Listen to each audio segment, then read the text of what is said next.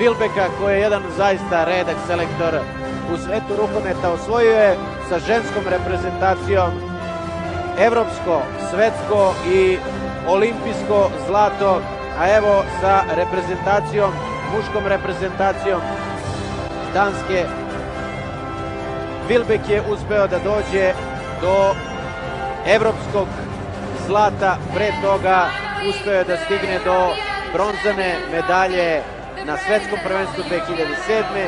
i srebrne medalje u Švedskoj na prošlom svetskom šampionatu.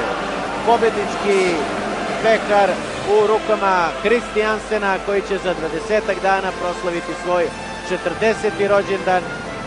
Još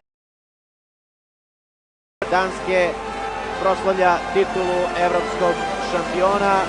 Danci su eto igrali najbolje kada je bilo najpotrebnije.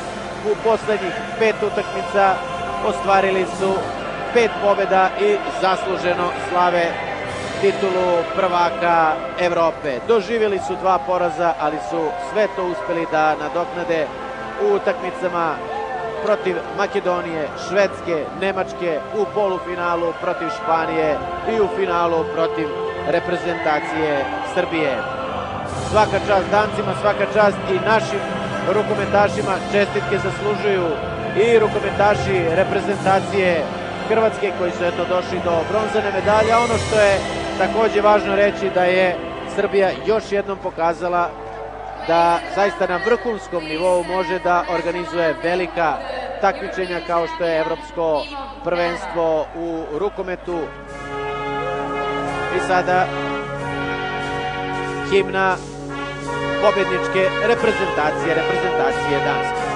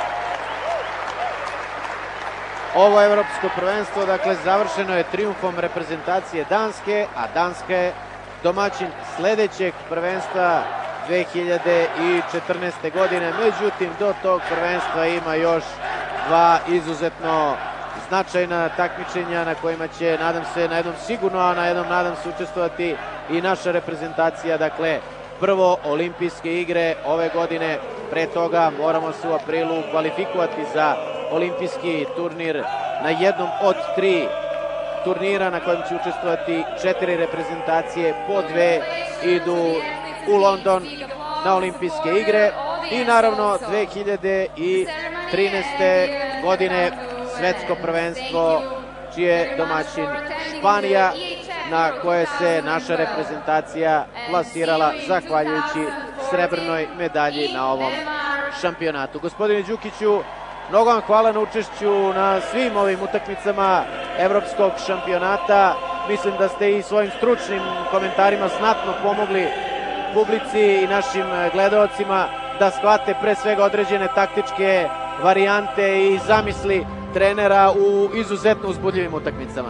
Hvala i vama na prilici. Ja se nadam da ćemo sledeći put javljati iz Londona.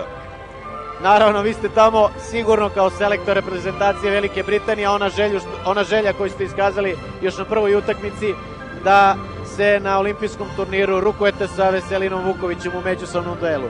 Bilo bi lepo. Hvala još jednom. Eto, poštovani gledalci, završena je i ceremonija svečanog zatvaranja, da ponovo čujemo. Evo nas ponovo u studiju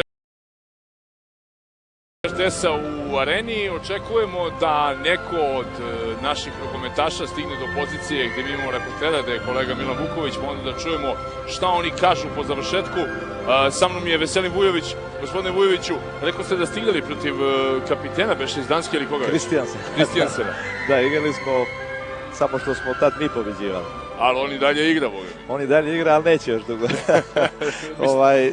Meni je žao, iskreno žao što nije svirala Bože pravde danas ovde, a samo to mi je žao. Zbog svega ostalog sam srećan i ponosan i na ove momke, na gledaoce, na Srbiju, ukupno na sve ono što smo napravili. Mislim da treba biti ponosan. Ali zaista na početku niko nije rekao, naši će doći do medalje. Rekli su, dobro, igramo, pa šta urade, posle kako su vidjeli, kako su apetiti počeli rastu, da su mnogi već vikali zlato, bit će super. Međutim, i ovo je veliki uspeh našeg tima. Kolega Đukić je rekao, pazite, Hrvatska je ostvarila u zadnjih 10 godina fenomenalne rezultate. I vidjeli ste kako se raduju bronzanoj medalji. Nekako srebro uvek kad osvojiš, odnosno izgubio si zlato, za bronzanu medalju nju si osvojio i nekako je taj jedan moment, ali ipak je to srebrna medalja. Mislim da je sjajan rezultat postignut, da je napravljen veliki pomak u onom pozitivnom gledanju ka budućnosti rukometa, da smo svi ukupno uživali svih ovih dana kako je naša reprezentacija igrala, kako je prezentirala. Izvinite, to sam da vas pitam, imate prijatelje širom ovih svih reprezentacija i u EHF-u i tako dalje, su zadovoljni, sad ste baš čini mi se to htjeli kažete, kakav je njihov pogled na sve ovo? Apsolutno, svih ovih godina oni su se pitali, čudili, čekaj, šta se to dešava sa vama? Imate najbolje trenere, imate najbolji igrači, zašto vas nema? Mislim da su svesni i da su bilo kad i bilo gde igra Srbija, ili je to bila Srbija, Crna Gora, mi smo bili nekako reprezentacija koje se svi plaše. Sad, nekad to nismo opravdali, ali ovog puta se to ostvarilo, respektuju nas i kad ne ostvarujemo rezultate, nadalje će nas respektovati i zbog ovog što smo danas napravili. Šta vi lično kažete oko organizacije, oko publike, atmosfere, oko kvaliteta rukometa na kraju krajeva s vaše strane koji smo vidjeli u Srbiji ovih nekoliko dana? Pa jedna slaba Francuska je nekako ovaj turnir napravila manje kvalitetnim, jer čini mi se da gledaju više kao olimpijadi nego što su smatrali da je bitno ovo evropsko prvenstvo. Sama organizacija bi bila sjajna, posjećenost fenomenalna, doprinula je to što je Makedonija učestvovala, Hrvatska, Slovenija, nekako zemlje iz okruženja koje su isto postigle sjajne rezultate. Sve je to, čak mi se sviđa organizacija u tom pogledu da su oni uspeli da Veselinu Vuković sašiju kapu koju večeras u Šajkaču, što je u domenu fantazije. Vaš prijatelj, on to neće uzeti za zlo. Ja se nadam, ali do te mere je bila dobro ispaljeno. Završena ceremonija, ljudi, apsolutno, problem je bio mali karata. Znate, veliki broj Makedonaca je dolazio, pa da kada bi završila njihova utakmica, oni bi izlazili iz arene, ostajalo je puno mesta slobodno. Možda za neko sljedeće takmičenje treba razmišljati kako to bolje organizovati, ali gde god sam došao, svi su presrećni. Srbija se predstavila kakva jeste, dobar domaćin, uvek dobar u svim organizacijama velikih takmičenja. Bili smo dobri domaćini, pustili smo Dancima ovo zlato, nadam se da se to više neće ponoviti. Ajde da prokomentarišemo ovaj Balkan među prvih 6 ekipa. Slovenija, Makedonija, Hrvatska i Srbija. 4 tima iz bivše Jugoslavije među prvih 6. Sad ona pesma sa Eurovizije, Balkan je tako. Ne znam sad da bi to moglo, ali... Mislim da je, meni se malo, nije svidjela malo tenzija koja se podigla kada je hrvatska reprezentacija u pitanju, ali sve ostalo je bilo sjajno i sve ostale reprezentacije, možda bi Crna Gora i Bosna trebali da budu tu, ali u svakom slučaju čestitamo Srbiji, čestitamo Veselinu Vukoviću, svim rukometašima, Rukometnom savezu i svima onima koji vole sport. Lepa stvar za završnicu.